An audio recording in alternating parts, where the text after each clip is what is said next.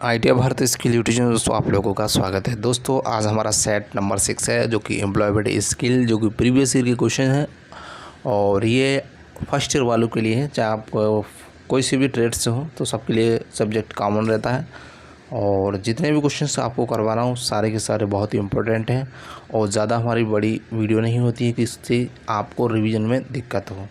ठीक है, आप इन क्वेश्चनों को एग्ज़ाम से पहले ज़रूर देख के जाना क्योंकि यहाँ से आपके 101% क्वेश्चन देखने के लिए मिलेंगे और जो निमी के जो क्वेश्चंस हैं उनको भी आपको मैं मैराथन के तौर पर जल्दी ही करवा दूंगा। ठीक है, और वीडियो को ज़रूर शेयर करें और चैनल पे अगर पहली बार विजिट करें चैनल को सब्सक्राइब कर लें जिससे क्या होता है नई वीडियो का नोटिफिकेशन आपको मिलता रहेगा। तो दोस्तों हम सीधा क्वेश्चन को स्टार्ट करते हैं।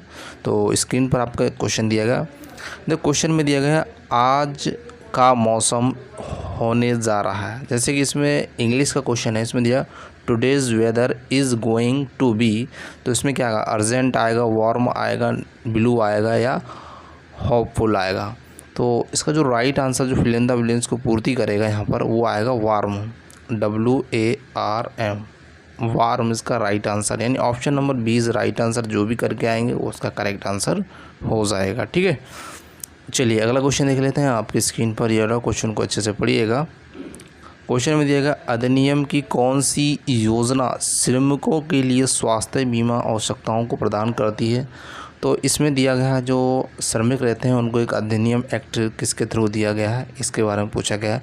तो इसका जो right answer option number A दिया गया है यहाँ पर, कर्मचारी राज्य बीमा अधिनियम। ठीक है, ये करेक्ट आंसर। बाकी जो कारखाना अधिनियम ये भी गलत हो जाएगा और ऑप्शन सी जो कर्मचारी मुआवजा अधिनियम ये भी गलत हो जाएगा। वृक्षारोपण जो श्रम अधिनियम ये भी नहीं होगा। तो आप इन क्वेश्चनों को बिल्कुल अच्छे से याद कर लेना, तो उसका जो राइट आंसर हो जाएगा ऑप्शन नंबर ए हो जाएगा। ठीक है, चलिए अगला क्वेश्चन देख लेते हैं। आपकी स्क्रीन पर ये रहा,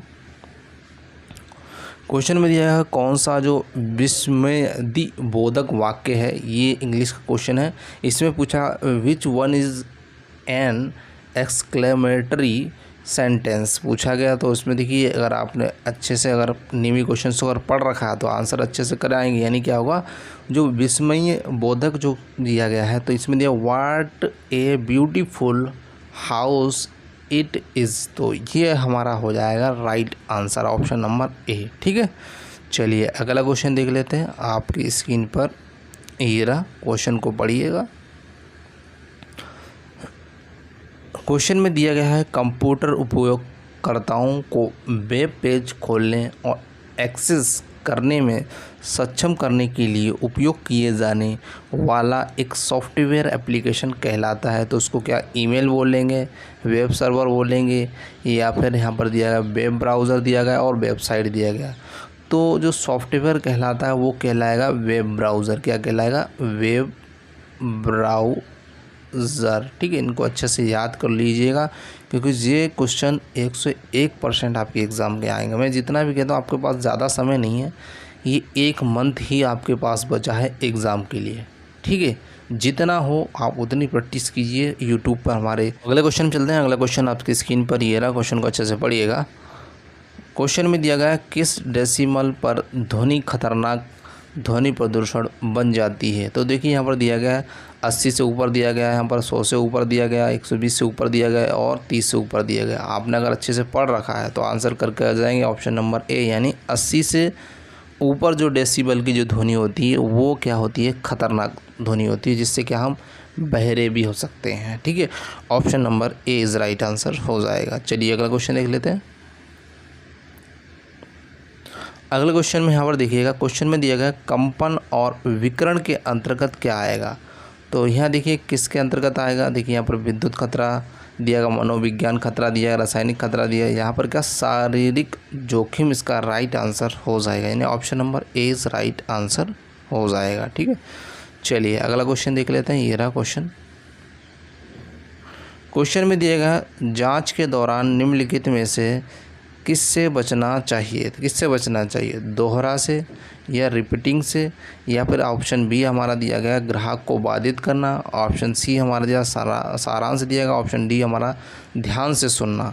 तो जांच के दौरान हमको बचना चाहिए ग्राहक को बाधित करने से हमें बचना चाहिए, यानी option number B is right answer हो जाएगा। ठीक है, चलिए अगला क्वेश्चन देख लेते हैं।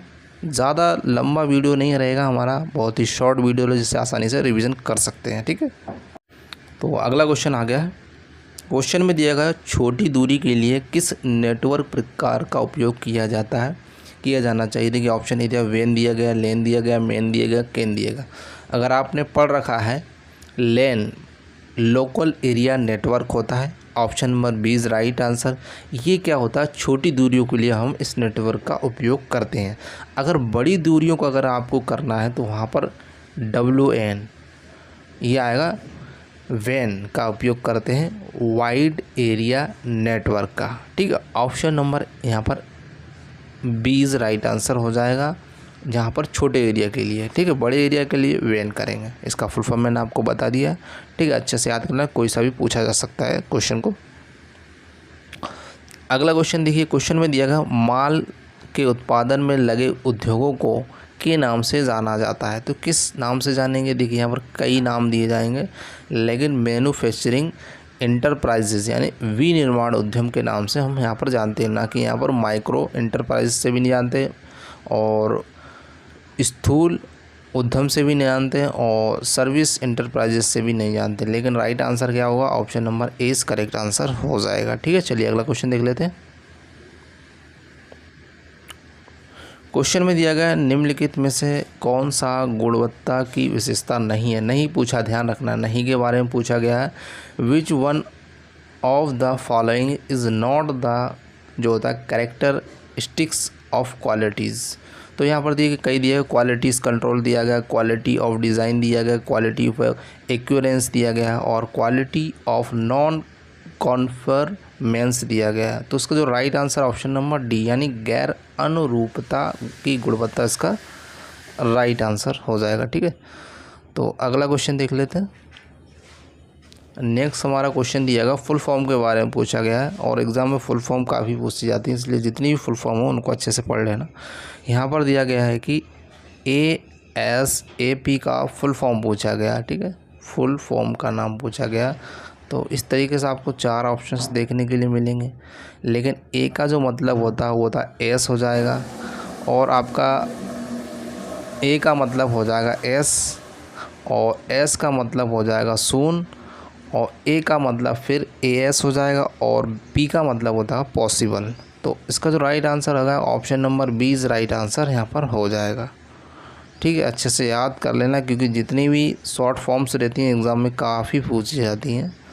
तो अगला क्वेश्चन देखिए, क्वेश्चन में दिया गया आपके रिज्यूमे के मुख्य शीर्ष को रेखांकित करने के लिए किस शॉर्ट की कुंजी का उपयोग किया जाता है।